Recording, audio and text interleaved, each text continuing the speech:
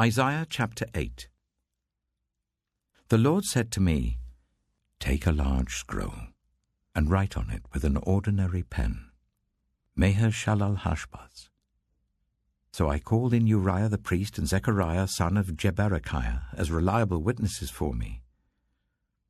Then I made love to the prophetess, and she conceived and gave birth to a son. And the Lord said to me, "Name him Maher-shalal-Hashbaz. For before the boy knows how to say my father or my mother, the wealth of Damascus and the plunder of Samaria will be carried off by the king of Assyria." The Lord spoke to me again.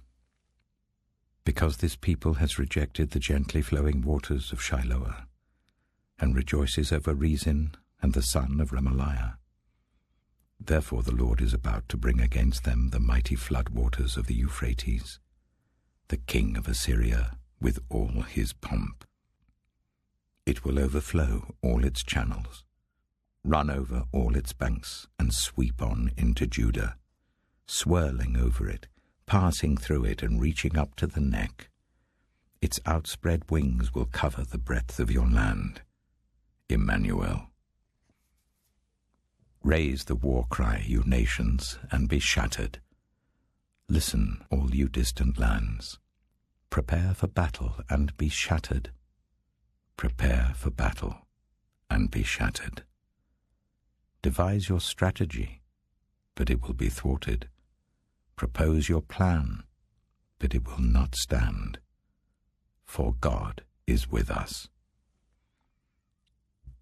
This is what the Lord says to me with his strong hand upon me, warning me not to follow the way of this people.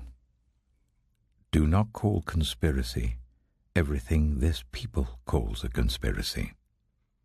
Do not fear what they fear, and do not dread it. The Lord Almighty is the one you are to regard as holy. He is the one you are to fear. He is the one you are to dread.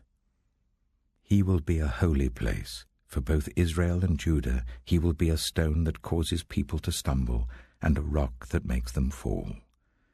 And for the people of Jerusalem, he will be a trap and a snare. Many of them will stumble, they will fall and be broken, they will be snared and captured. Bind up this testimony of warning and seal up God's instruction among my disciples. I will wait for the Lord, who is hiding his face from the descendants of Jacob. I will put my trust in him. Here am I, and the children the Lord has given me.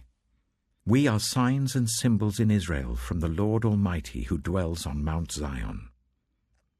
When someone tells you to consult mediums and spiritists who whisper and mutter, should not a people inquire of their God?